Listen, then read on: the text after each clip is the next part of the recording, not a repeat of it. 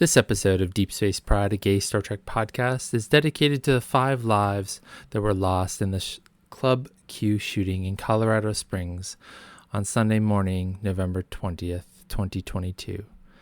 Daniel Aston, Kelly Loving, Ashley Powell, Derek Wayne Rump, and Raymond Green Vance. May you all rest in peace.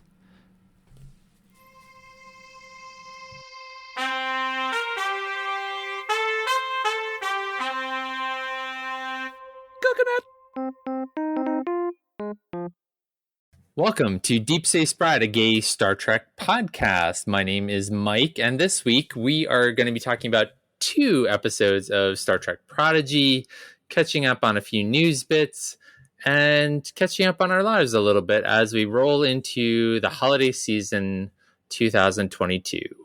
Thanks for joining us.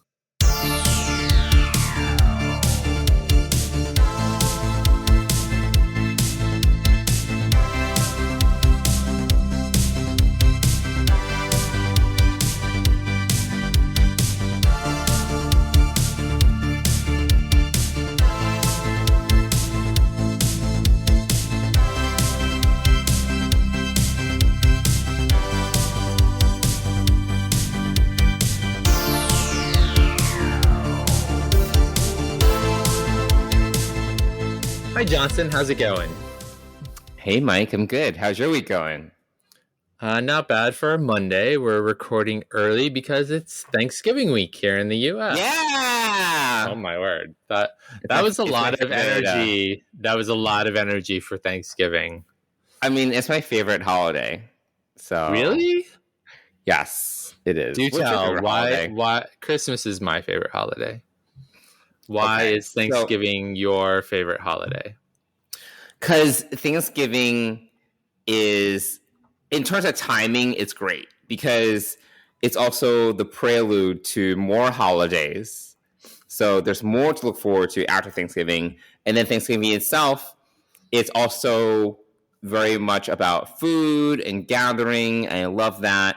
I feel Christmas and the holidays, it's like, depending upon who you're talking to and the friends you're with, like it could, there are very different celebrations, but Thanksgiving, everyone's on the same page. It's like getting together and eating, right?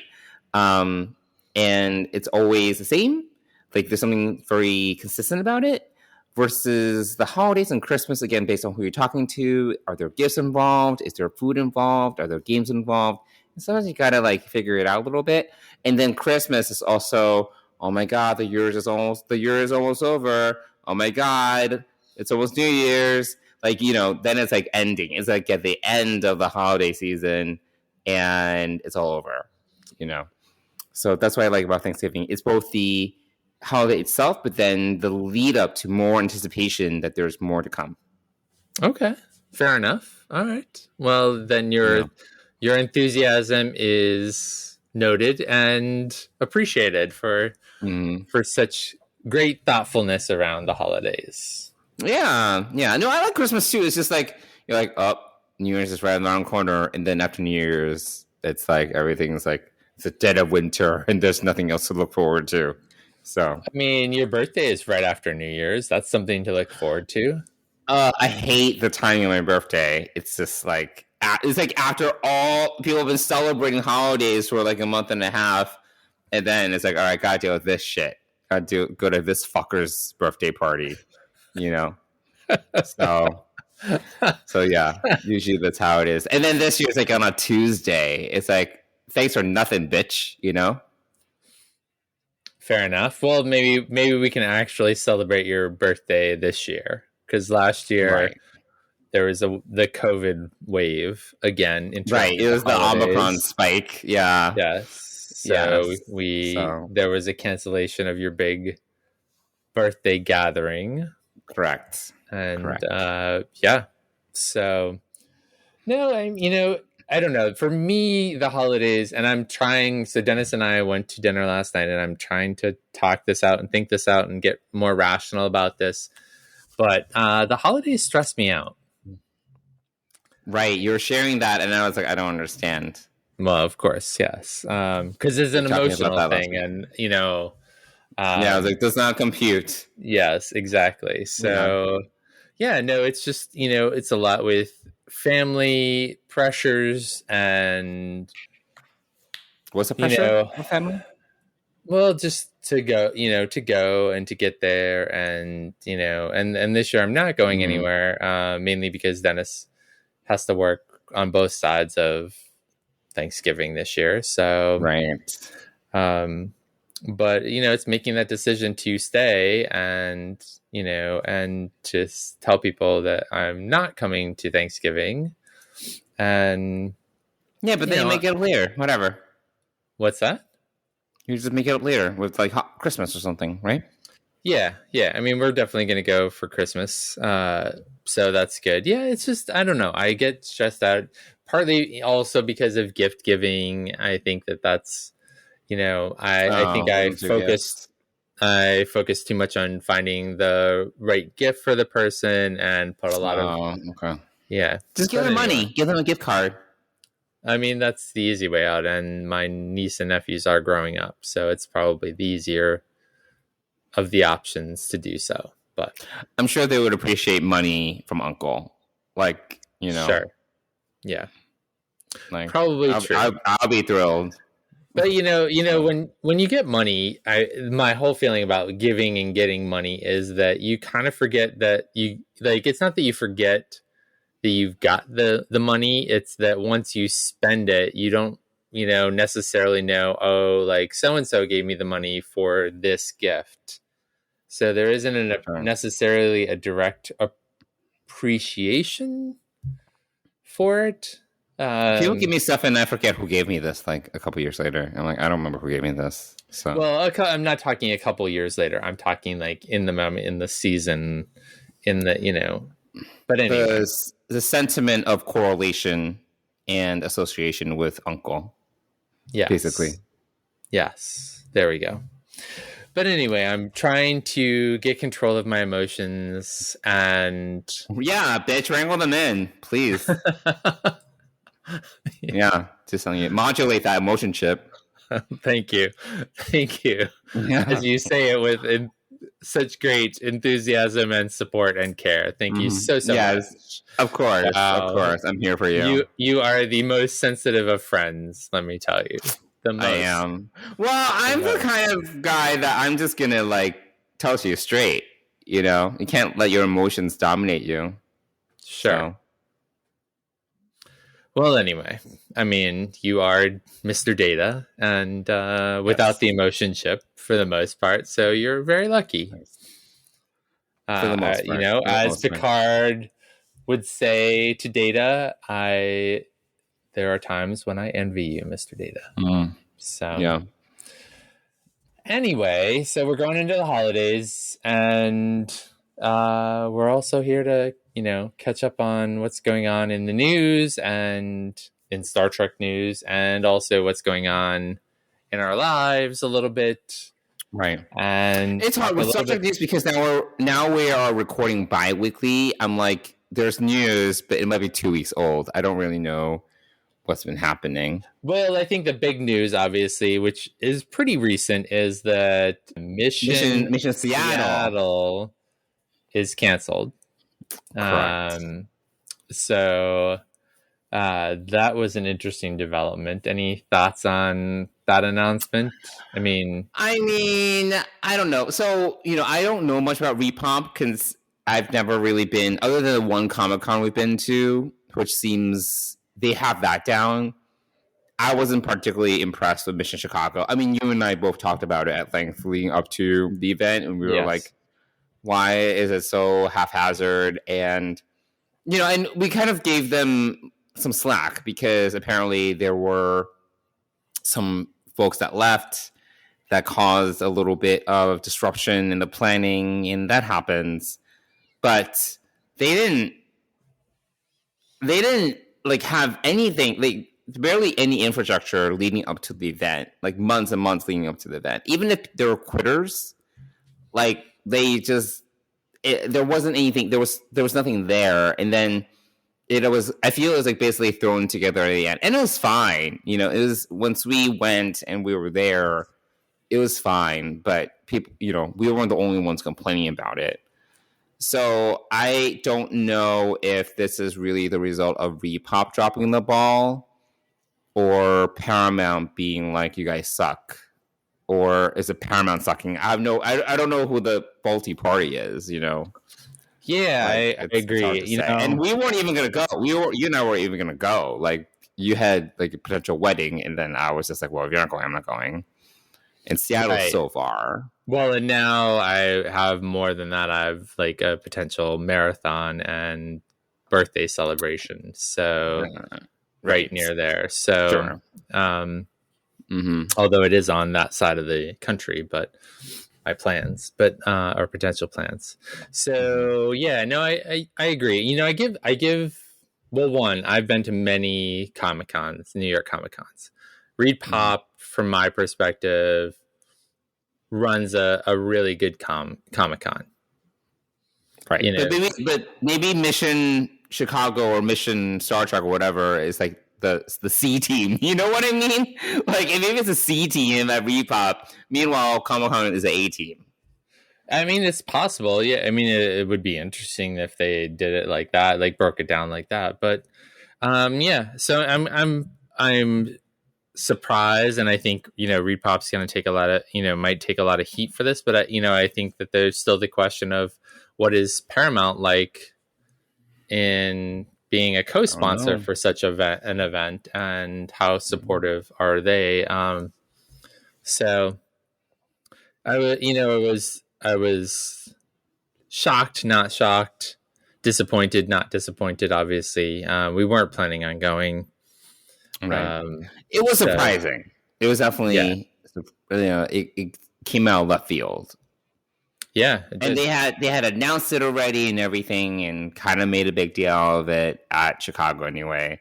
Yeah, so, they announced it 14, 15 months ahead of time, right? Right. Or maybe, 14 months or 13 months anyway, whatever it was. So no, it was definitely surprising, and we can only guess as to why. Yeah, that happened. We can. So. Yeah, I don't think we'll ever really know the answer, and I think we just have to, Yeah, I'm sure everyone's like under NDA or something. So. Oh, I'm sure. Yeah. So it's hard to say, but it's just another. We talked about this. It's another like marketing mishap with Paramount. Like, I don't know whose fault it is, but it's just another feather in their cap. When it comes to not doing the franchise justice. And the list is long, and this is just another. It's just another example. I don't know. Yeah, I think you have to, I guess, to some extent, take it with a grain of salt and just accept it as kind of SOP, standard operating procedure, for things of a marketing nature from that involve Paramount. So right. So we just kind of move on, and but that was the big news of the week. We really have no other major Star Trek news.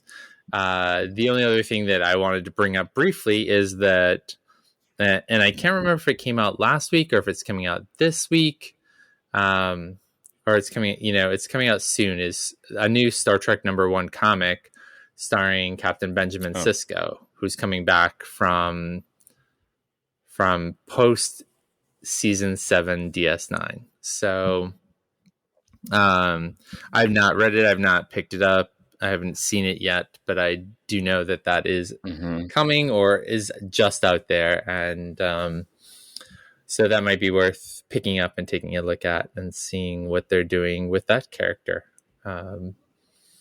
But that's really the only other news that I can think of. But I thought really quickly, since we are... Wait, I had one other thing. Oh, you did? Other thing. Oh, Discovery wrapped. Oh, that's right. Yes. Wilson Cruz posted yesterday or the day before. Sunday, maybe it was yesterday. He was like, "Are you ready? You're not ready." I was like, "I don't even want it, so whatever." I should have responded, but yeah, I'm not ready, and I don't want it. So there we are. But yes, they did wrap production, primary, principal photography or whatever it was. So now they're going to go into post. Yes. 5 months of recording, or is it recording? Taping? I don't know. What do you call it? Principal photography. Filming. Principal photography. Yes, is finished. So Wilson is coming back to New York City. Maybe we'll run into him on the streets of New York City and say hi. Maybe. So yeah, and I'll also articulate my lack of enthusiasm for his show. But there we are. No, you do not. Why would you do that? Well, I mean, what happens if he wants to? We want him to come on this show, don't we? That's true. I gotta fake it till I make it, man. Oh, whatever. My word. I mean, Discovery has had some good parts to it. It may not be the yes. There are good parts to all Star Trek. It's just not your favorite. Of course. No, it's fourth in place of the new ones. fourth or fifth. I don't try to figure out which one's worse, Picard or Discovery. Oh wow, that's a tight race to last for me. You are a tough critic, but yes, you know this about me though. I do know this about you, so This is not a surprise. What else is going on? We are making plans to be on Trexperts quiz show. Right. Yeah, we talked about that last time, right? So we are finalizing our date for recording. I am extremely nervous about this. I feel like I need to do an emergency rewatch of something. I don't know what. What? That makes no sense. It's like the category is gonna, even if it's like a very specific category, it's still very broad. Like it's not just from one episode. No, of course not. No, I mean, a rewatch of an entire series or something. I don't know. Oh my god! Like panic watching. Like, I mean, I'm a little panicked, and it's funny because Davey listens to our podcast, and yes, I possibly will be panic viewing or like late at night scrolling through Memory Alpha, memorizing details or reminding myself of details. I don't know. All right. Well, I don't really feel anything about it. I just don't, I don't think we're going to do well, but I don't really feel anything. No. Which I guess is, again, standard operating procedure. But yeah, no, the questions are hard. Like I listened to the most recent one, which is about the Klingons. I knew like none of them. I knew like some of them, but I don't know any Klingon names like other than B'Elanna Torres, Martok, and Worf. Like it's like they're all so random. Like because he was asking questions about who is so on and so forth. I'm like, bitch. Oh yeah, no, like what is memes? Like what is the sash that Worf wears called? I mean, I no idea. And then he said the answer, and I was like, I still don't. It doesn't ring any bells. I would have called it the Warrior's sash. Just like makeup answers. Yeah, makeup answers. So yes, hopefully my creativity will be spawned when we record this, and we'll at least we'll have fun doing it. I know that, but yes, I don't expect... but we have to bring like the gay into it for sure. Okay. Like that's critical. Oh, we have to bring the extra. Any answers we come up with that are made up need to be as gay as possible. Okay. Like, all right. That's the prerequisite going into this. All right. So. Okay. So yeah. All right. Well, we'll have to prepare a little bit or do something. I feel wholly unprepared for this. Day drinking. I mean, it's hard to prepare. You're gonna read the Star Trek Encyclopedia? Like, what are you gonna do? Yeah, no, I had no idea. I doubt that very much. No, so it's hard to prepare. It's like, and I'm not. You think I'm good at trivia? I'm really bad at trivia. I'm really not good at if you put me on the spot. Like I'll remember like random shit, but if you put me on the spot with a question, I'm actually very poor at just instantaneous recall. I'm not good at that. Yeah. So I'm good at like making connections in my head, like when we're talking conversationally, and I'll be like, "Oh, this reminds me of this," it's very random. But if we literally just put a gun to my head and ask me a question, I'll be like, "Just kill me now," because I'm not gonna get time for this. So, Okay. yeah. Well, I feel like you're much more. You have these details at the tip of your tongue pretty easily, or more easily. You're what I You would might call the surprise yourself. So I yeah, could I'm just saying. surprise myself. You are right. Yeah. Sure. But So yeah. Well, we'll see. But it's a great podcast to listen to because it's just so much fun to play along and realize that after I'm a 800, dummy. yeah, I'm a complete fucking idiot. yes, exactly. Yeah.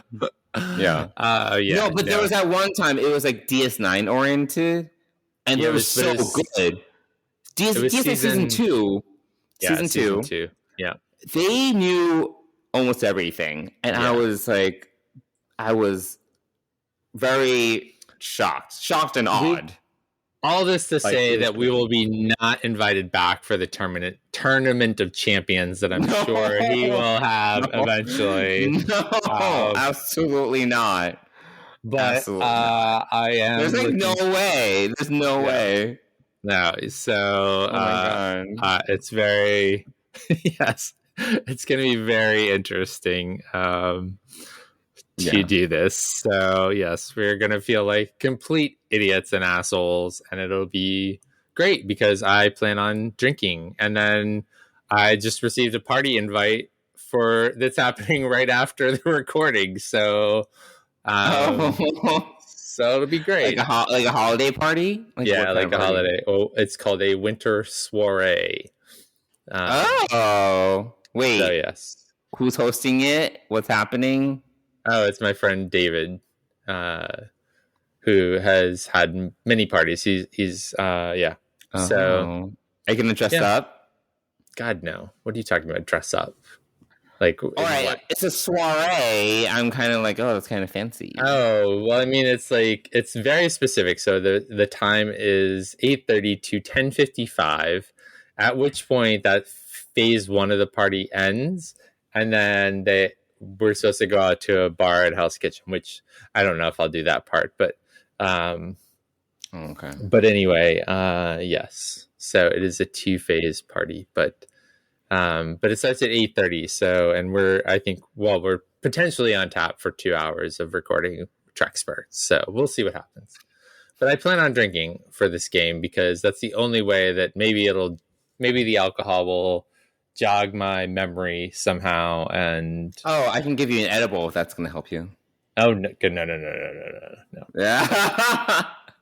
No, that will not help me. So for one of my Friendsgivings, so for the Saturday Friendsgiving, I went around giving everyone. Do you want edible? Do you want edible? Oh my word! Yeah, and 3/4 of the group took one, and by the end, I mean people were relaxed, but one of them was like very giggly because he had 2. He was very giggly. It was funny. Did you get this from one of the new local edible stores in New York City? No, I got this from Denver actually. Oh. Yes. Well, they've been doing that for quite a while, so these are probably high quality edibles. So, yes. No, they're good. They're good. Yeah. Excellent. Yes. So. Well, all right, cool. I do want to take a serious moment here because I think it's, this is a gay Star Trek podcast, and, yesterday not yesterday, well, sort of yesterday, Saturday night, in Colorado Springs, there was another shooting at a LGBTQ club called Club Q. And 5 members of our community were killed. And last I saw, 25 people were injured. And wow, that just gave me shivers just saying that out loud. I've read stuff and I have not really talked too much about this. So, right. But it definitely gives me vibes of the Pulse nightclub shooting back in Right. 2015. Mm-hmm. I think it really pisses me off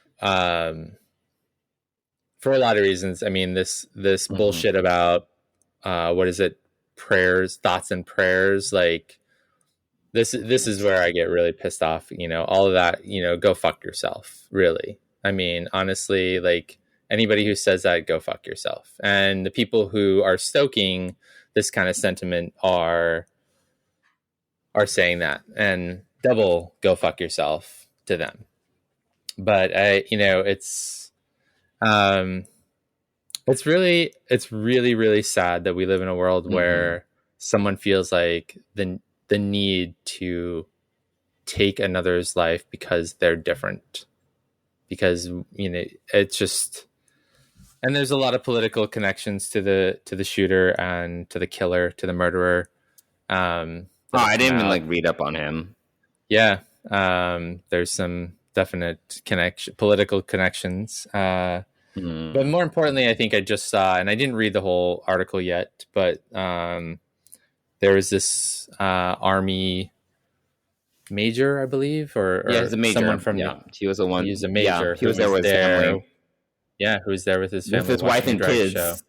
Yeah, watching a drag show, and who went right into action and saved a number of people's lives, obviously. Right. And it takes more people like that in this world to really step up and put their life on the line, which he has innumerable times. I think he's been on 4 tours of duty in various Middle East countries during the last 20 years. So really want to give him a shout out. But it's really, it just really pisses me off. And I feel sad, and I feel horrible for those families. And there's a GoFundMe page. We'll try to find that and put that into our show notes. There is the Trevor Project, who I'm a big fan of. And GLAD is also another great organization to support. But these are the places and the things that we need to do as a community to continue to support ourselves, one another, and make this world a safer place. So, I just want to really honor those 5 people. We don't even know their names yet. And wish all of the people who are hurt during this incident a very speedy recovery. And our love and support from Deep Space Pride goes out to you. And but I thought we should take a moment and recognize that that's the world we live in, and that we have a long way to go in order to reach that utopia that Star Trek espouses. It's not happening, man. I don't think it's happening. So just I'm not confident either that it's going to happen, but I'm very low confidence. Very low confidence. It's something to strive for, and we need to continually to strive for that. But my heart goes out to all those people who are affected by this. For sure. Yeah. I'll definitely be donating to the GoFundMe page, and we will find it and put it into our show notes this week. So if you want to support people who are in need, then please support that GoFundMe page. John Billingsley, Phil Phlox, Hollywood Food Coalition here. Guess what? Trek Talks 2. It's happening. You asked for it. You got it. January 14, 8 hours of premium Star Trek entertainment, amazing guests, mad cappery, insightful social commentary, musical interludes. Support HoFoCo. Check us out at hofoco.org, helping people in need for almost 40 years. 10 a.m. Pacific, 1 p.m. Eastern, on the 14th of January at trektalks.net. Live long and mark your calendars. Again, Trek TrekTalks.net. Let's switch gears to Prodigy and the lesson of the week. We're going to talk about 2 episodes this week, All the World's a Stage and Crossroads, which Crossroads sort of feels like a mid-season finale almost. And wasn't that also the name of the movie that Britney was in? Crossroads? Oh, yeah, it was. Wasn't it? It was, so. Right? Mm-hmm. I mean, I never saw it, so I mean, I adore Britney. But I never watched Crossroads. I'm sorry, Brittany. I don't think I ever watched the movie either. But yes, I'm a fan of Britney as well. Yes. So this week's lesson from Kate Mulgrew, who plays Catherine Janeway, is... she doesn't need an introduction, Mike. She introduces herself on every video, but it's like, hi, I'm Kate Mulgrew. And I'm like, we know, bitch, who you are. Okay, I hear you. Sorry. Yes, I mean, maybe it's that moment. Maybe it's that moment when she says that we should just like bow down and be like, yes, you're Catherine Janeway. Yes, you're the queen. Yes. Yeah, you're our grandmother. Yes. Mm-hmm. Thank you. She does seem very grandmotherly. She does. And, I think that, Voyager is not my favorite show, obviously. But, yes, we know this. But she was the first female captain. And, she's an inspiration to a generation or more of young women. Mm-hmm. So all the kudos to her, but I've really come to appreciate her in Prodigy. And when we saw her in Mission Chicago, she would just blew me away. We saw 2 panels with her. One was on Prodigy and one was on her book, talking about her life. She's and fantastic. She's just amazing. So she can announce herself all she wants, Johnson, and we will be here for it. I was like, I know who you are. Anyway. But she does it so seriously on these Instagram videos, and I don't know where else they post these, but she does it so seriously and so formally. It's really serious. Like, hi, I'm Kate Mulgrew. Yes, I want her to but it comes off very maternal, grand maternal almost. Like, hi, I'm your grandma. Hello, I'm Kate Mulgrew, and I play Catherine Janeway from Star Trek Prodigy. That's how. Which I think she does. When she gets on stage, I think she does that. But when she's doing these videos, she's very she's very just straight faced. Yeah. So, but we love her. Of course. We love her. But this week's question or lesson, whatever we want to talk about, however we want to, is not letting the fear of failure prevent us from attaining our goals. Mm-hmm. And so this week we're going to share a little bit about that from each of us. Mm-hmm. And Johnson, you're so good about this, and you're the one who started this, so sure. I'm gonna put you on the spot and ask you to share when you have either allowed or not allowed fear of failure to stop you from attaining one of your goals. Yeah, no, I was thinking about this, and I'm gonna go back to college because it was just I was thinking about this, and I was like, shoot, so long ago, use college time again as an example, but it was for many of us, a very formative time. So it's fine. Next time we share, I'll try to pick a different era of my life. But for this particular question, I think back to my college days from a more educational perspective. And for those that don't know, I majored in biology. I do not work in the biomedical field. I work in advertising and marketing. Nothing scientific about the work you do. Yeah. But, I would say halfway through college, I would say beginning of junior year, I kind of got the idea that biology in general, whether it's like medicine or research or academia, none of those fields were attractive to me. And I really wanted nothing to do with it. And this is an example of how the fear of failure really dictated my course, because I decided to stick with biology. I decided to stick with biology because in my mind, I had a very specific idea of what success was. Success was graduating within 4 years, getting a job after college, and having a very specific course afterwards. And I wasn't ready at that point to be like, oh, I'm going to like change things up and go after something else. Even though at that point I knew that it wasn't, the major that I selected was not for me.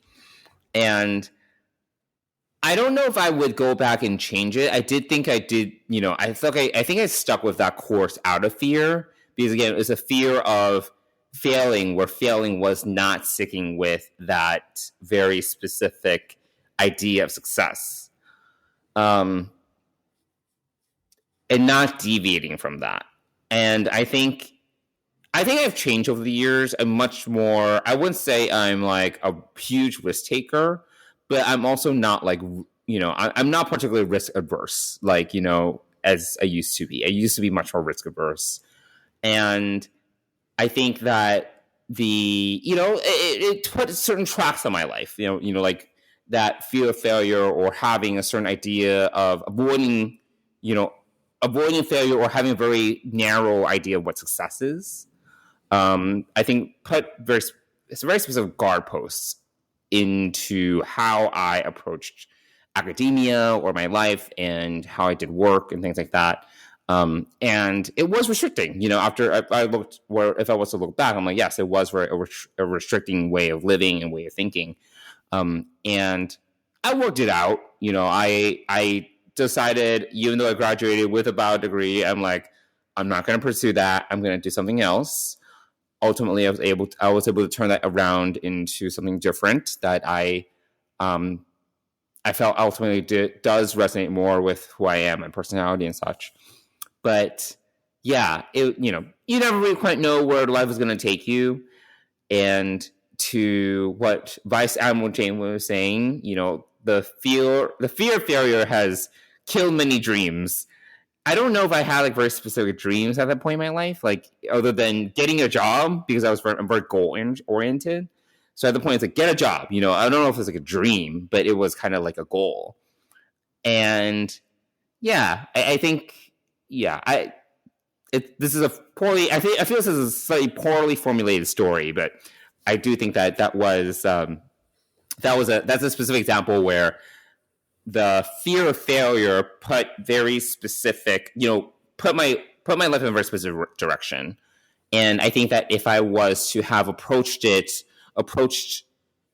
my idea of failure or success in a much more innovative and different way, then I would have been able to maybe find myself a little bit sooner.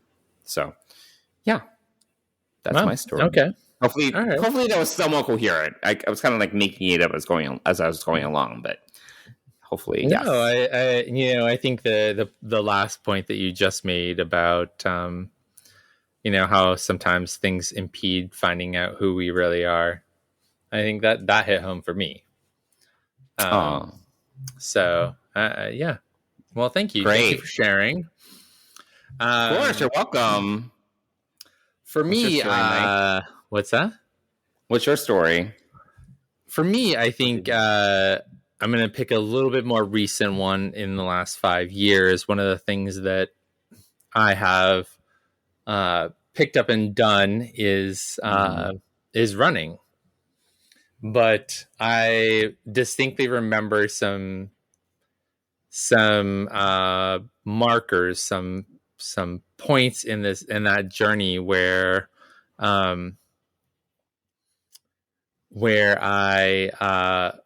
was concerned. I mean, or also that I hit a goal. Like I remember running my first mile and second mile on a treadmill at the gym. So, which was a big deal because I didn't think I was a runner. I didn't think I was made for running. I didn't think that I could do running. When I would be anywhere, if I saw people running, especially, and I'm not a crazy runner, so I won't run in the rain necessarily, but I've seen people running and I'm like, that is dedication.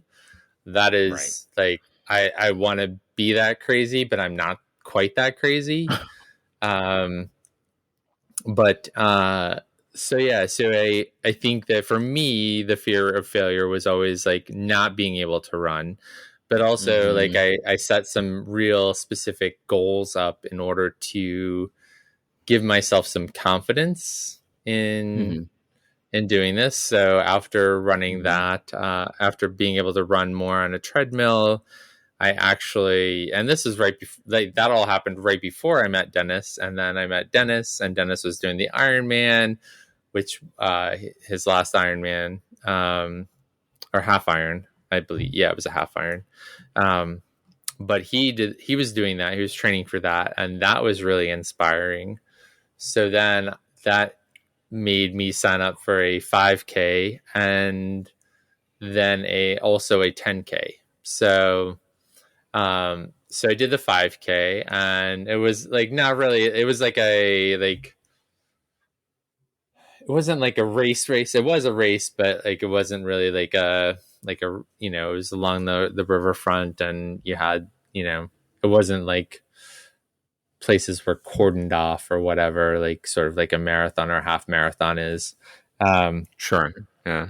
So I did my first 5K and did it and felt really accomplished. And then a month later, I think I had set these goals back to back. I was like, if I can do a 5K and a 10K within like a month of each other, I'll feel pretty good. And a month later, I did my first 10K,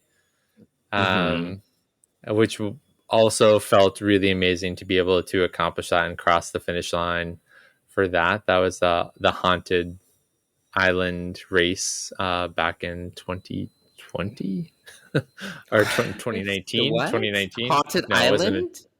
Yeah, it was on, I believe it was on Roosevelt Island. Oh, okay. Yeah. So, and I had to get up really early. I waited in this long line, took a ferry over to the island. It's an island where they used to house, I believe, people coming into this country. It was sort of like a backup to like, to Ellis Island? Liberty on Ellis Island. Thank you. Ellis Island.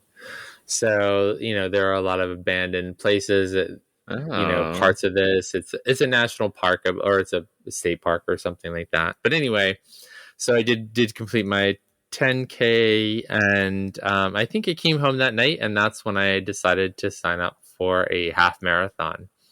And so 4 months later, I signed up. Dennis and I both signed, because he was very supportive and helpful.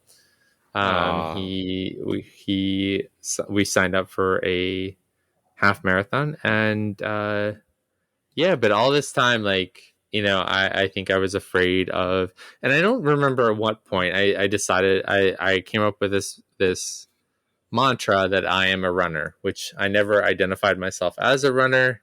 And so,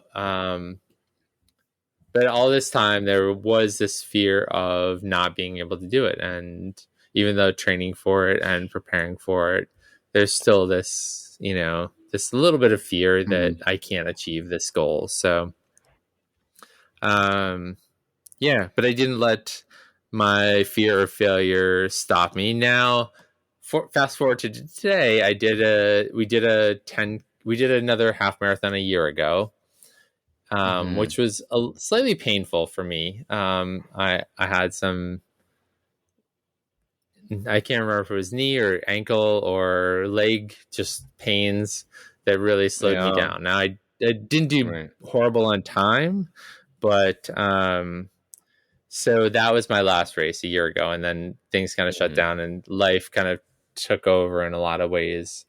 And so I'm just starting to get back on the treadmill and start running again, with the plan to run a marathon next June. So I would say that the fear of failure, of not being able to achieve that, is slightly higher right now. So, but I'm trying not to let it stop me from achieving this dream, which is to run a marathon before my next birthday. So, so there we go. You'll be fine. You have plenty of time to train. It's 7 months. 7 months. Yeah, it's 7 months away. So plenty of time. Plenty of time. Yes. But I need to get stepping on it. I need to get it into gear. So no. Oh my God, I can't imagine. And here we are in, freezing cold weather now already. And I know. Oh my God. But you have a treadmill. We do. Yes. And so I've started running on that again. Yeah. Oh, okay. So, good. Yeah. So, So that's my story. Well, speaking of Prodigy and Catherine Janeway, why don't we get into our kind of thoughts about the latest 2 episodes of Prodigy? The first one being All the World's a Stage. And then we'll get into Crossroads in a little bit. I did like this episode. I do think that the writers did have a lot of fun with it, because it's so much throwback. It's all the Easter eggs and references, and I thought that it was very clever, like just overall. And I just really enjoy the setup, because you go in and you're like, what the fuck is happening? You're like, what is happening? And then they slowly reveal that they literally have modeled their society on the ideals of Starfleet and the Federation, just from Ensign Garavik, who I don't know because I never watched the Immunity Syndrome. Wait, is it from the Immunity Syndrome that he was in? Or is it Operation Annihilate? Sorry, no, that's the wrong one. Operation Annihilate is like the one with the parasites flying around. Yeah, no, but this is with the blood sucking cloud, right? I don't know TOS. Like, what was the name of the episode? Yeah. Well, all right. So hold on. Yeah. So yes. But that's like the one episode that we had Ensign Garavik in, right? He was only in one episode of TOS. It was I believe, and I'm going to double check it as you kind of talk some more, but because I did go back and watch it. I did go back and watch it. Okay. Yeah. Okay. So we had a number of shuttlecraft Galileos, as we know. That we know. Yeah. So this was one of the ones that went missing. Apparently, that just disappeared. Which is not necessarily related to the episode that I watched, but no, it's not. It's basically a little bit of retcon. Like they kind of went back and kind of like inserted some additional mythology, right? But I kind of wish it connected directly to an unanswered question in an episode, because that's why I thought it was. But then when I read more about it, I was like, oh, they kind of just drew up some of their own narrative to kind of create the foundation for the story. So the episode that they referred to is actually Obsession. So Obsession! There we go. So this is the episode that, StarTrek.com referred to, a lot of the stuff that I get is through they have various channels on Instagram. So I don't know which one it came up, but they're constantly putting up these episodes to go back and watch, right? So that are usually referential to whatever episode is on TV, whether it be Lower Decks or Picard or, whatever. In this case, Prodigy. And so it was Obsession from from season 2, it's episode 13. Yes. And it actually has to do with Kirk and Kirk's original, his was it the Farragut or something? Yes. His first captain was Captain Garavik from the Farragut. And his Captain Garavik from the Farragut. Yes. Yes, that was his first captain, and he's obsessed with kind of solving this problem, this thing from his past. But what's kind of the clincher is Ensign Garvik is on the Enterprise, and he's actually the son of the captain, who he lost. Who he lost. Kirk is one of the few survivors on the Farragut from this incident with this cloud-based blood-sucking vampire. Yes. Cloud vampire. Vampire cloud. So when I was watching it, I was like, what is where's the Galileo? How is this connected to Prodigy? And, you were telling me that it was not really directly. It's not. So it's anyway. So I don't really get how Ensign Garvik ended up on this world, or how a Galileo ended up on this world. Maybe someone can write in to us and tell us the secret to how this is all referred to. But anyway, so this society creates a bit of retconning. The society creates itself around the ideals of the Federation that they apparently have met from Ensign. And I liked all the little mispronunciations. That was really fun. And then everything's a little bit wrong. Everything's just a little bit off. Like the Vulcan hand salute's off. Yeah, it's all the insignias are a little bit wrong, like things like that. It was very clever. I like that.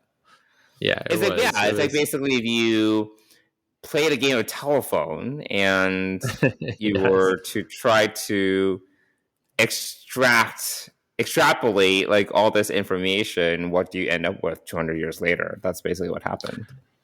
And this society sort of makes up a theater of these experiences, like a play. That they've been told about, apparently, about the the Enterprise or enterprising or something like that. I forget how they exactly refer to it. It's like word of the fallacy of word of mouth and Enterprisians, as they Enterprisians. I mean, and their colony is called New Enda. The colony is called New Enda Prize. Got it. Okay. So, but obviously, the whole idea is that Garvik gets stranded on this planet. His shuttle crashes, and we learn that the shuttle is actually the cause. I guess that's from his injuries, and then the shuttlecraft leaking plasma is the cause of the poisoning. Yeah. So it's a really cute episode, and the Prodigy crew wants to help people in order to build up their reputation as potential good people. Cadets. As good people who can join Starfleet. So yes. Right. It's funny because the last episode we talked about, I don't know if you recall, but you remember how I was obsessing over like very technical stuff or something? I was talking about how they're going from the Alpha Quadrant to the Delta Quadrant. How are they getting so fast? And then I think you were like, oh, but for kids, it's not really gonna matter or whatever. But this one is very like, if you don't know anything about a lot of the references, I feel obviously you still get something out of it, but there's a lot kind of lost on you. Like, because I was like, who's Ensign Garvik? I was like, I need to know. Like, I feel there's still definitely life lessons and things like that, sure. And I think a kid can still kind of get it. Kids are smart nowadays, so I'm like, I feel they can like kind of get it. But I feel like this was like this whole society was created by a bunch of young kids who like saw a couple episodes of TOS and Maybe, like yeah. built up this world in their minds. Like, yeah. maybe they got a VHS tape Oh my of God. a few episodes of the original series, and that's all they got, and they had to build I like the one scene where they're like play fighting, and do you remember they're like doing like the old like TOS fighting moves? Do you know what I'm talking about? Like I like walking through. this. They're walking through the habitat or whatever it is, and they see just people kind of like, either they're dressed practicing up in, like, these fighting moves, right? They're right, yeah. It was like totally from like a TOS episode. Like literally, if you watch like a TOS episode, that's the choreography, the fighting choreography back then, and they were just, they were like straight up just like emulating it. It was just really funny. Yeah. No, I mean this is a kind of like a one-off story, right? This is one of those more. This and like Kobayashi Maru are very like more referential and Easter eggy. Where if you're not a fan, you get it, but if you are a fan, it's like, oh my God, kind of geek out. There's a lot more to kind of fawn over. So right, yeah. It is one of those episodes where, and I do think Prodigy, they make, actually the next episode also has a bit of this, but sorry, not to get ahead of ourselves, but I do think this episode, you do get a lot more out of it if you know a little bit more about like the history and such, for sure. Yeah, but then you get confused if you know too much and you're like trying to piece this all together and like try to figure out why the Galileo 7 is way out in this part of the universe and the galaxy and all of that. So yeah, you kind of can't overthink this episode, and it's just sort of a one-off, kind of funny, well written, but also I feel like the story itself overtakes like what's going on with the crew of the Protostar. Yeah, a little bit. I mean, because like, other than them responding. I think Dow had the most kind of like, because he got sick and he was freaking out a little bit. Yeah, but there wasn't much in terms of like character growth opportunity, I think, for the characters as much in this episode. No, and it doesn't really advance the story. It's just sort of, a one-off adventure where they've decided that they need to do some good in the universe and try to beef up their reputation, and before they kind of go back to Starfleet or figure out a way to go back to Starfleet. So, however, by the end of this episode, I don't remember the sequence of events here because I was watching this episode at the airport, so I was a little distracted. But due to the events that Dow goes through in this episode, by the end of the episode, he's like, we can't get to the Starfleet with the Protostar, but we're going to find another way. Like, they're resolved to kind of get to the Federation one way or another, with or without the Protostar, by the end of this episode. So it does advance that story. It sets up the next episode, basically. Yeah, it does. Yeah, that's true. Yeah. It does do that. And I don't remember what leads down to that. Like, is it? I don't. Do you remember? No, I don't. I only have watched this particular episode only once. Yeah, I watched it once. I do not recall exactly. Right. I think it has something to do with being inspired by the start. How even these people that have never met the Federation, they're living by Federation ideals, or whatever. Yeah. It's something that has to do with that. So, yeah, I don't know. I'll have to go back and watch it again at some point. But oh my God, there's so much to watch right now. I watched all of The Crown. It was so good. Okay, let's not get off on that topic. There's so much other TV right now. There's so much TV to watch. I started to watch Disenchanted, like the sequel to Enchanted. Oh my God. I need to watch it. Yeah. But anyway, let's stick with Star Trek for now. Andor is excellent. I can't wait. Okay, let's bring this back to Prodigy for now. Okay. All right. Sorry. Okay. So let's talk about the latest episode, which is Crossroads. And by the time people are listening to this, will have seen I don't know, is this another mid-season finale? I don't know. I don't know.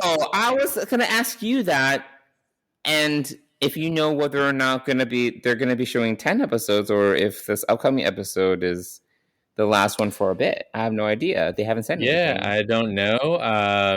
From a screener perspective, so our audience we haven't got any more reviews. We haven't got any more. So, and so I'm assuming that we're going to be on a break after this week's episode, which is going to be an even longer break than before, right? So we have. Well, you think we might not get anything? Maybe they'll take a break and they'll come back in January before Picard comes back in February. Maybe that'll be it. Yeah. Yeah. So, but we're going to get a pretty significant 6-week break here, all through the holidays. So we're guessing. We have no idea. Yeah, we have no idea, but there's been no news. Where's the TV guide? I need my TV guide. I don't even know if the TV guide would tell you. I mean, it would just, your TV guide would just tell you what's on this week, which is episode 15. And it doesn't, TV guide never previewed the following week. You would go and pick it up. I love TV guide because it would say new episode or repeat. And I would rely on that quite a bit. Oh, well. In these days, we have the internet to resolve, I understand. It's a very different time. It's a very different time. Our younger listeners, if they are any, are probably like, what the fuck? What are you talking about? All right. Well, let's talk about the latest episode as of today, right? Is Crossroads, episode 14. And the crew goes to this planet with it felt very wasn't Rurapente, because that's a prison planet, and that's also the answer to one of the Trexperts questions. But yeah, that one I knew. Yes, actually, that's the one I knew too. One of the ones I knew too. But I'm trying to find. It was Delaxi Prime or something. It was a travel outpost or something. It was a depot, travel depot, bus depot. I don't know. Yeah, it was kind of like this backwater place that that they went to in order to basically ditch the protostar, right? And and go and find a ride to the Federation. So a daring, in between the last episode and this one, they've discovered. Oh, and we haven't even talked about the diviner yet. Oh, that's right. Yeah. So we'll talk about that in a minute, but so I'm trying to find the name of this planet. Denaxi Depot is what it's called. It was a depot. See? Yeah. So they go there. Imagine if that was a trivia question. It's like, okay, all right. Yeah. Yes. Yeah. Not going to remember that. Barely find it on Memory Alpha, let alone. Maybe you would get a half a point for Depot. I don't know.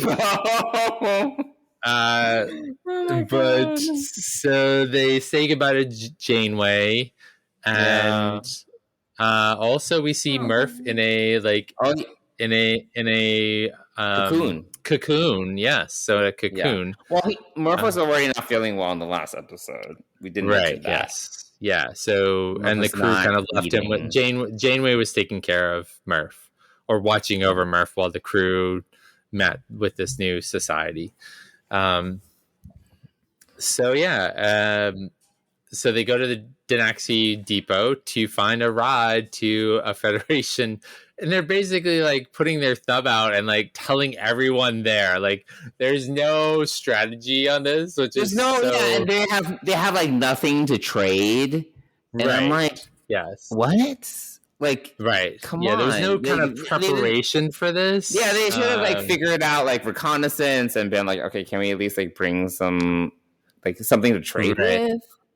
Yeah, but I think that is that is inherently childlike in their approach to this. You know, like I think this kind of shows their lack of knowledge of the universe, right?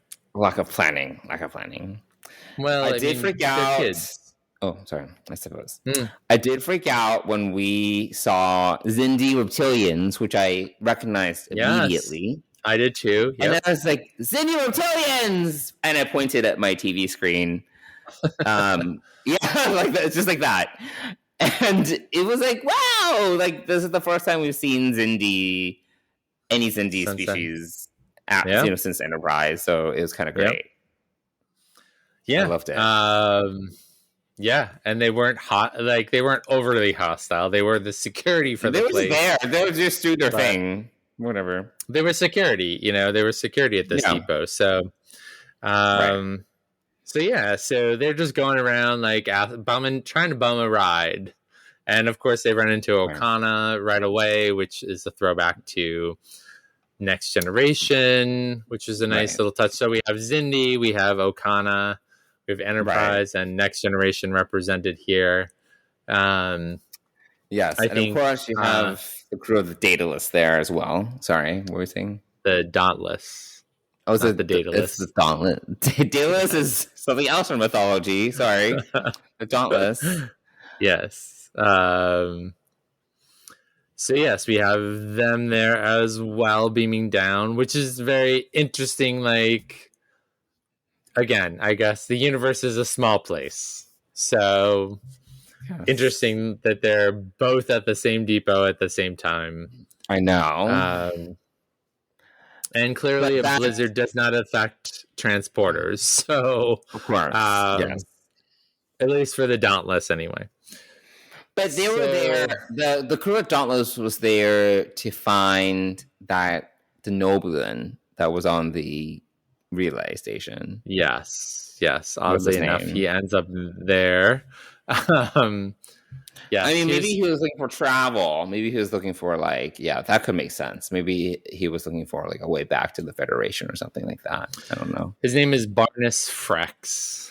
Yeah, I would. Yeah, no. See, I would not. So a bit of a storyteller making up this story. This relay was killed by a bunch of hooligan. Evil people, and fortunately Janeway does realize in chasing them that they're kids, right? But it does lead to some very interesting things. So first of all, just to back up a little bit, we do have the Diviner, and he's gradually getting his memory back, as he did in the last episode, as he did in this episode when he eventually sees the protostar. He does give Ensign Essentia Gwen's name. So she runs into Gwen on the planet. Jankum Pog runs into Dr. Noom, I think his name is. And Jankum is really excited because he's meeting another Talaxian, and then we learn that Pog means runt or something. Shrimp or runt, yes.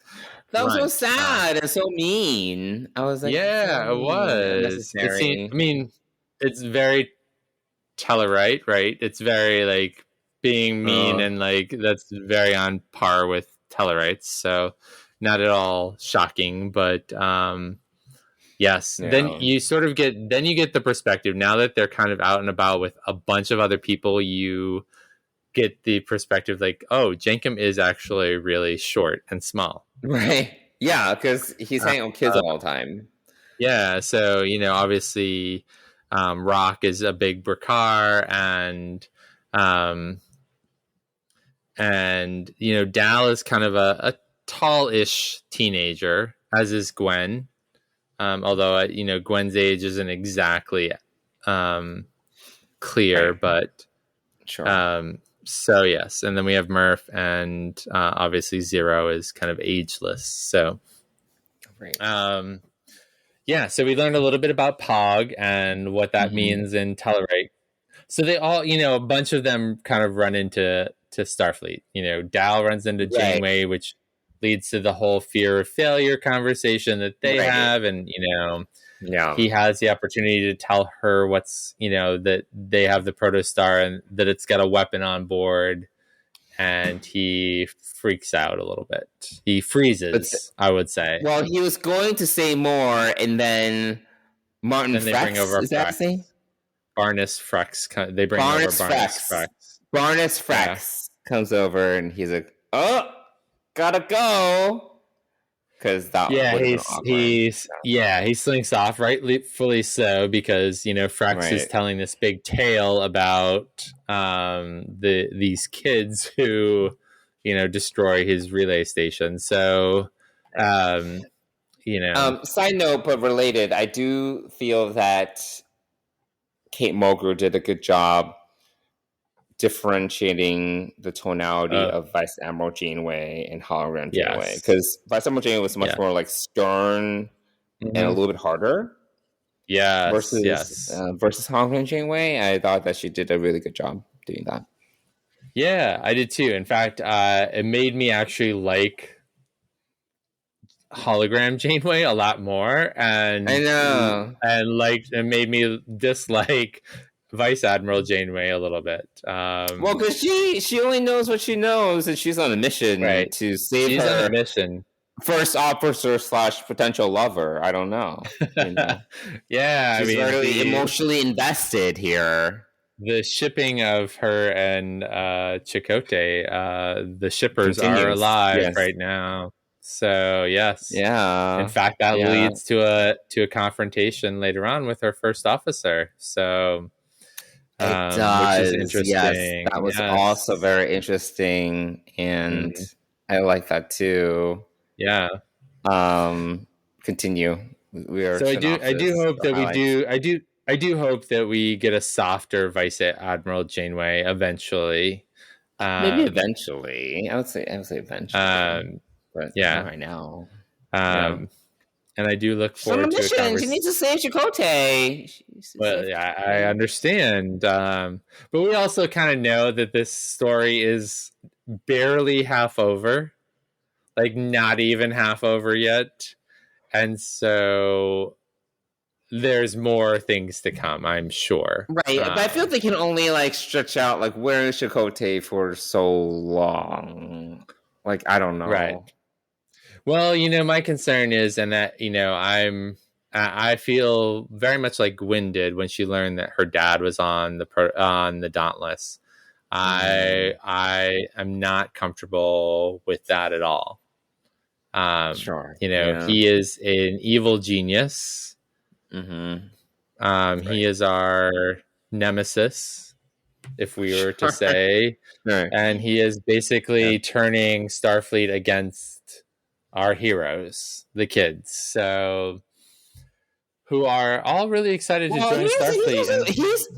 He's also kind of doing because he doesn't have all his memories. It's kind of inadvertent.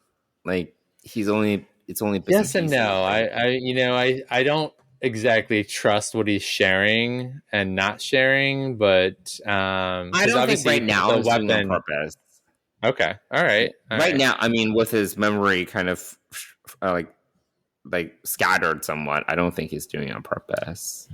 Well, yeah. So I'm interested to see what they do with him. Although I love John Noble, he's a great character, a great actor, but I really don't like the Diviner, and I'm concerned for our Protostar crew. Sure.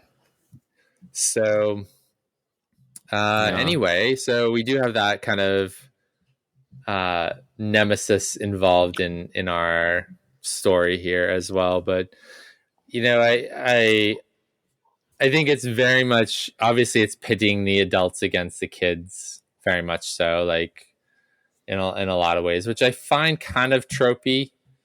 But again, this is a kids show, so I think that the adversary really is in general just being misunderstood by adults. And adults thinking that they know better, which I think is, so I hope that we somehow don't just get a story based around that, and this, but this is a kid's show, so I mean, it's meant to kind of teach these lessons. And Right. so, but and I'm Someone here should have for it. written. Someone should have just written Janeway like a note, like just a paper note, being like, "Hey, here's the deal." Yeah, right, yeah. Like old school. That's true. Yeah, just like slipped it in her pocket, not for her to find. Yeah. Or maybe she like rustles in her pocket on the bridge and finds the piece of paper, and there has to be like a old school way of communicating that's not going to compromise them. I was thinking about this. Like I was like maybe like Morse code through the windshields or something. Yeah. Like that even. That's interesting. Yeah, these are good ideas. I like where your head's at with this. I did not think that they, but instead we're now, a huge chase happens. They've damaged the protostar, and they have to, Murph emerges from cocoon and accidentally launches a torpedo, at the Dauntless. Yes. So, which Murph has been on that console before many times and has never fired a torpedo. So that whole thing happening was kind of like, because I watched it again yesterday or the day before, and I watched him jump up on that, and I actually forgot that, because he's been on the displays before, and I just kind of so I was kind of surprised by that fact happening. So easily, but again, it's a new Murph. His body is a little bit different, so maybe that's also why. But we get a new Murph, who's very cute. Another plushie to sell if they ever release the plushies. That is right. Yes. Yes, exactly. So, I mean, overall, I think this is a really enjoyable episode. I love how they get away. Okana helps them escape, and then helps them get into the neutral zone. Into the Romulan neutral zone, yes. And there are, which is interesting, that the Dauntless, the Protostar gets by these Romulans, but the Dauntless does not. Yeah, I feel like they could have given us a little more detail. Like, for example, if Okana knew the exact shield modulation frequency. Oh, that's right. Yeah. That would be able to get the Protostar across, but not, the Dauntless doesn't have that. Yeah. Because he was like, just modulate your shields or whatever, but I feel they could have added one more line just to explain that he has like codes or something. I don't know what it is. Yeah, he knew how to specifically modulate their shields or whatever. Like, yes, help them. Yeah, that would definitely make more sense. Because it's clear, it's not very clear, because it's very sudden that they cross the neutral zone and the Romulans appear to face down the Dauntless. Yeah, and then 3 D-Durex ships show up. Ooh, look at you, D-Durex. Yeah. You are preparing for your, I mean, quiz. There's only so many. The problem is with the Klingons and the Romulans, there's only so many ship models. Like, there's not that many. The D-Durex ships are from TNG like 25 years ago, and it's the same ships. They don't have more. I'm like, at this point, they should have more advanced ships. I mean, I guess we got the Scimitar, but there should be more models, to be honest. Look at you dropping another ship name. There we go, the Scimitar. I mean, and so we have the Scimitar which is that the one that the two that are in the Briar Patch? What are the ships that are in the Briar Patch? Do you remember? Those were kind of new battle cruisers. Those were I know what deadly. you're talking about, but I do not know. Those were Romulan, right? Yeah. Yes. I don't know. Whatever. It's fine. Anyway, so so there's a little headbutting between the first officer and Janeway, Vice Admiral Janeway. Yes, because she's too emotionally invested in finding her lover. Potential. Potential lover. Yes, we do not know their relationship, but they're obviously very close. Yes, they're close. Yes. as referenced in the very first scene of episode 11. So Right. So yes, She that's how she needs to put her hand on somebody's chest, someone else's chest. And she does Chakotay all the time. Yes. Well, Yeah. it was the 90s. A lot was It's a lot of touching. That was long before Me Too and other movements. But anyway, so separate but related. So yes, in 2014, I went to China with a friend of mine, and we went to get massages. Just like nothing crazy, like a regular massage parlor, just regular massages. Like we've been walking a lot, and he and I got massages. Like we were like side by side, like tables, and the masseuses, they spoke Chinese, and of course they chit chat with me because they're like, "Oh, he's American and he knows Chinese." So I was like, "Oh my god, please leave me alone!"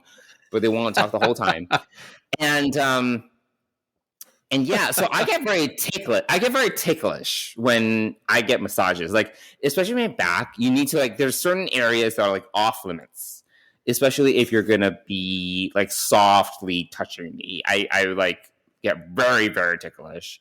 Like, you gotta be rough with me. If you're not rough with me, I'm like going crazy. I'm so ticklish. So she's massaging my back, and I'm like, oh my god, I'm ticklish. Like, you gotta be like a little bit rougher. I basically said that, and she was like, so earlier she had asked me, because this is Asia, she was like, "Oh, do you have a girlfriend?" Like, I'm like, "No." I didn't want to like get into the whole gay thing. It was like not worth it. Because I was like, I just want a massage. I don't need to get into this whole thing. And she was like, and they made some weird comments because it was like me and my friend, and we're just friends, but they were like, why are the two of you traveling alone? What's up with that? I'm like, oh my god, because this is after them asking me about like, oh, do you have a girlfriend? Does he have a girlfriend? I'm like, no, he's gay too. Like, I didn't go into that, but I was like, that's not worth it.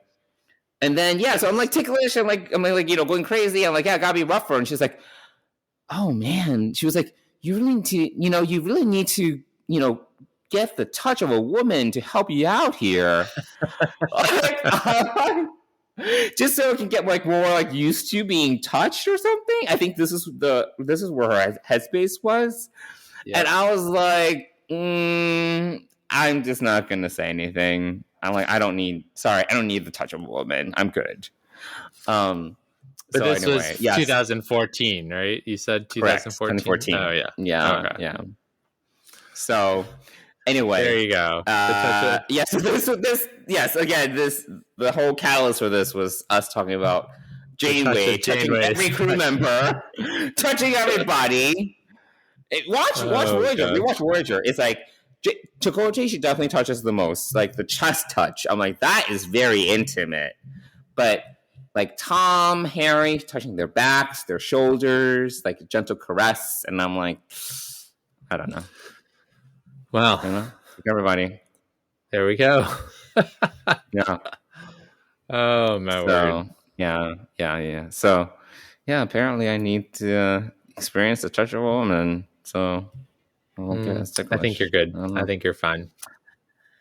But that's a great story. That is an excellent story, and that is yes, perfect. Yeah, it's like China. They all get into your business. I'm like, I just want a massage. I don't need to talk about all this. I don't. Anyway. All right. Any final thoughts on Prodigy Crossroads before we wrap it up for tonight? So Crossroads, it was a cliffhanger. Like, it was very much cliffhanger. Because I watched past because I get commercials. So I was like, I was like, wait, is that it? And then I watched the next commercial break, and then it just went to credits. And I was like, oh, man, cliffhanger. Oh, thank you for speaking of credits. I was watching the credits, and I picked up on the music a little bit more than normal. The closing credits definitely has some callbacks to Voyager in it. Oh, really? Yeah, I felt like But the end credit music it's different. It is changes. Different. Yeah, it is different. Yeah, and it's not the preamble. So if you listen to the soundtrack, there's this huge preamble. I don't know, maybe a minute long preamble. I forget how long it is. pretty significant preamble before the actual, like what we see on TV, the beginning of the music, which is, it's just very orchestral. But I actually don't remember listening to, or even if they have the closing credits on the soundtrack, I'll have to check. But more importantly, so I was just listening to it because it's good music, but I was definitely, and maybe it's because, obviously this was a Janeway heavy episode, but I picked up on some like tone, like some of the like classic Voyager like undertone of the music. I don't know. I'll have to got it. So I thought that was interesting. Let me see if I can find it really quickly, but of course I can't. But anyway, here it is. Okay, so let's see if they have. No, they do not have the closing credits on here. So, okay. Yeah. Well, there we are. So, although maybe I am missing. Oh, there's another version with 93 songs. So maybe I'm missing the full version of this. Oh, yes, I am. Okay. So maybe Admiral Janeway's theme. Maybe it's Admiral Janeway's theme. Anyway, I'll have to give that a listen. Anyway, any other thoughts before we wrap it up for tonight? No. Well, Mike, do you want to talk about our sponsor? Absolutely. So Fansets is the premier sponsor for Deep Space Pride and the Trek Geeks Podcast Network. And they've got some new releases. They've got the holiday Murph pin for 2022, which is really cute. It's got Murph with a Santa cap in 2022. It's got the little hole on top that you can put a string through it and hang it on your tree.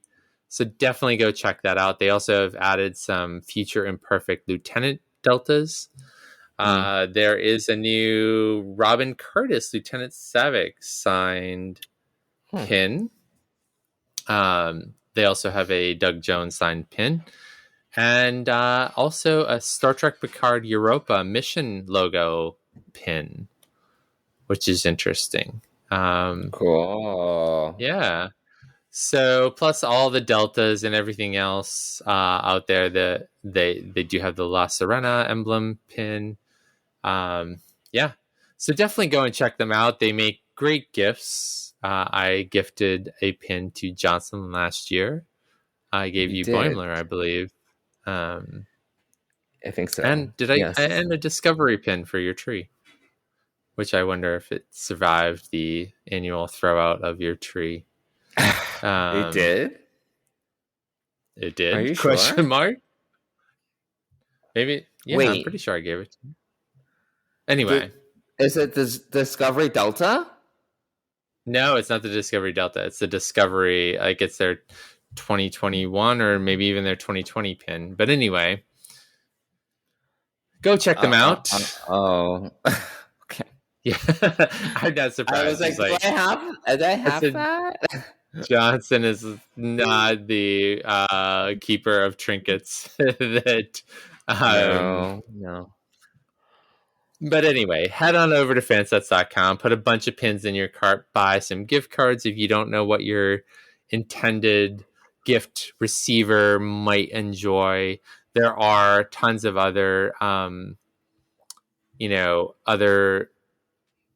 what do I want to call them? Fandoms. There we go. Fandoms in there, including franchises? Harry Potter. What's that? Franchises. What? Franchises. IPs, something. I don't know. IPs, yes. Yes. Head on over, check them out. Put a bunch of pins in your cart. If you put more than $30 in your cart, which is really easy to do, you're going to get free shipping in the US. And if you use the code TrekGeeks, all one word, you're going to get 10% off your order. And we want to thank Fansets for being the premier sponsor of Deep Space Pride and the Trek Geeks Podcast Network. Thanks, Fansets.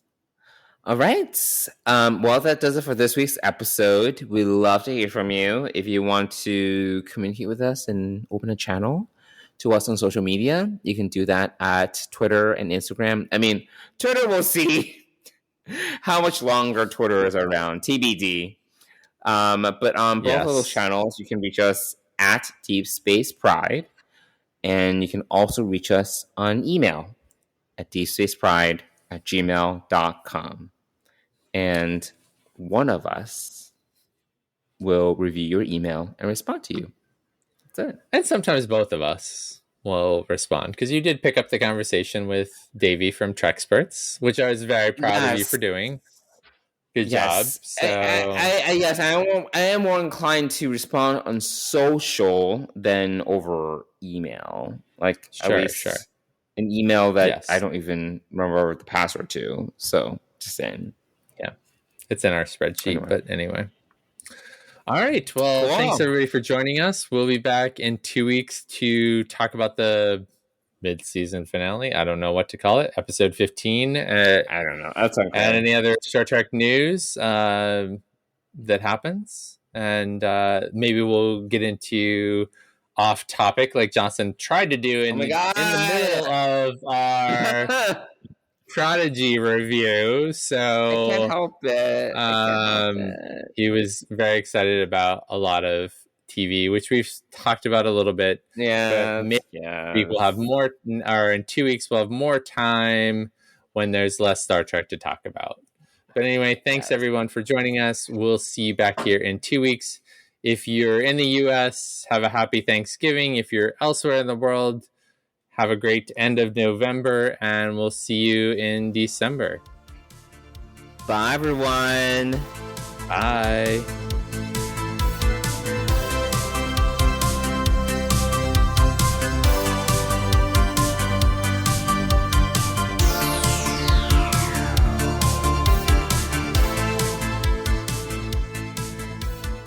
Deep Space Pride is a production of Coconut Media Works. Executive producers Bill Smith and Dan Davidson. For more great Star Trek discussion, discover the other shows of the Trek Geeks Podcast Network at trekgeeks.com, or find us in Apple Podcasts, Spotify, or your favorite podcast app.